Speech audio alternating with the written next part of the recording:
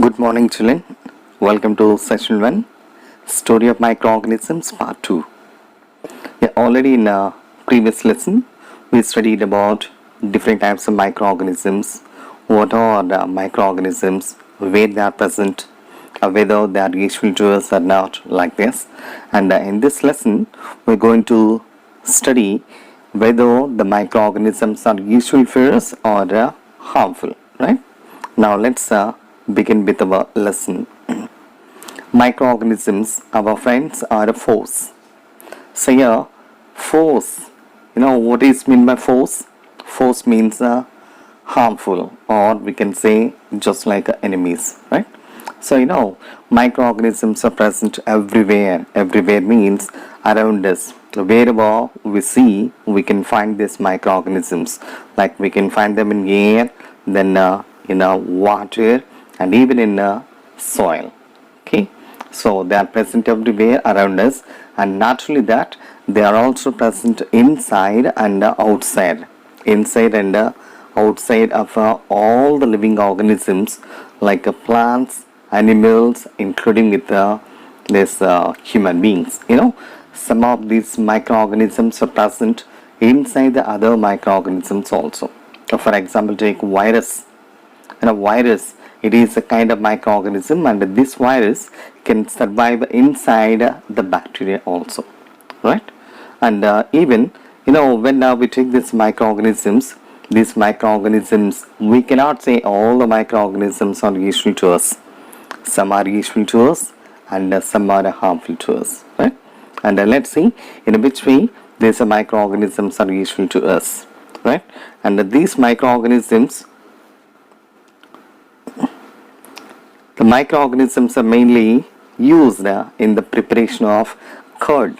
When we're taking our diet, that is either we're taking lunch or this supper, we complete these meals by taking what? By taking this curd, right?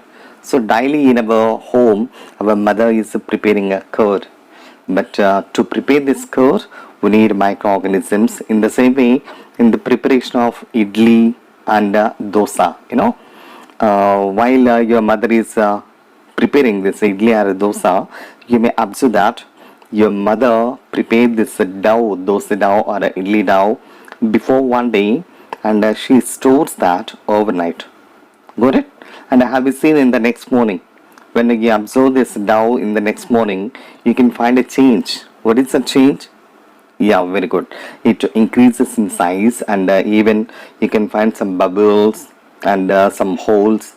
This is all because of microorganisms, and because of this food items like idli and dosa, they got good flavor and taste like this. Okay, and even they're also useful in the preparation of bread and cake. Bakery items like bread, bun, cake. All these things we use as microorganisms like this yeast, right? And they are also used in the preparation of medicines. Medicines means today the whole world is shivered by a very very dangerous disease, that is a corona, and which is caused by a virus, right? Okay, and in order to control these viral infections, we are using different types of antibiotics, like say this penicillin, then erythromycin, tetracycline, chloromycin, all these things, right? So all these medicines are prepared with the help of microorganisms, and so that we can control different types of disease. Okay, and even some of these microorganisms are friendly to the farmer. Friendly means these microorganisms, they decompose the plant and animal materials, and so that these dead materials are converted into manure, and so that the soil becomes very rich. That means the soil will be filled with the nutrients, and the soil becomes very very fertile. Clear? In this way, microbes are useful to us. Got it? Now let's see. And here there is an activity, and well about this activity in our daily life. how your mother prepares this curd daily in our home, and related to that we are doing a small activity, and let's see what is that activity. Okay, so here for this activity first we have to take two small bowls, and in that bowls we need to add lukewarm milk. Lukewarm milk, you know, lukewarm, what is lukewarm? Not too cold and not too hot, right? So goruveచ్చని, right, like this. Okay, and then in first bowl we have to add a few drops of buttermilk, or curd. Clear? In the first bowl we have to add a few drops of buttermilk or a curd, but nothing to the second bowl. That means in the second bowl we should not add anything. Okay, and now both these two bowls should be placed aside without any disturbance for 5 to 6 hours. For 5 to 6 hours, without disturbing that, we need to keep them aside. So when this 5 to 6 hours are completed, so we can find a change in that bowls, that means in the milk. So what is the change? Can you see that? Yeah.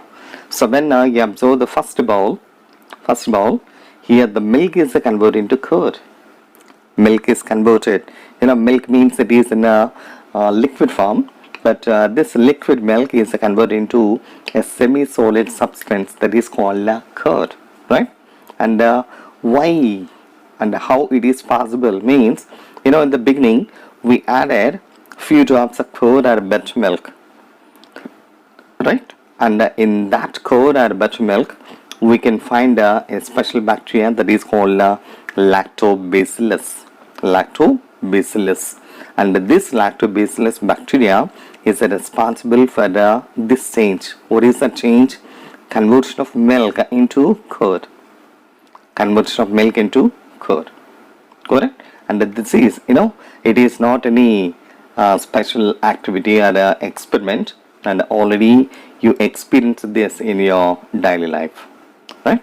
So by the addition of this buttermilk or a curd, we are adding a lactobacillus, or we can say lactic acid bacteria, and this bacteria by reproduction, what it do means it increases its number, and because of that milk is converted into curd. So in this way we can say that the microorganisms are very, very useful for us in our daily life. Okay, now let's see the second activity. So in this activity we need to take 100 grams of maida in a bowl, 100 grams of maida in a bowl, and then we need to add 1 or 2 spoons of a microorganism that is yeast. You know, yeast is available in bakeries. It is available as a powder or crystals, right? So we need to add 1 or 2 spoons of yeast, and then we need to add some water to this maida. So now we can by mixing all the things we get one dough. Right? Dough. And now this dough is to be kept aside for 3 to 4 hours without any disturbance. Okay, so what we have to do? We have to take 100 grams of maida, then 1 or 2 spoons of this yeast, and by adding a sufficient amount of water, and then mixing all these 3, we need to prepare a dough, and then put it aside for 3 to 4 hours. So after the completion of this time period, if you observe that, you can find some change. What is that change means? So by the addition of this yeast, the dough rises. Rises means we can find see here.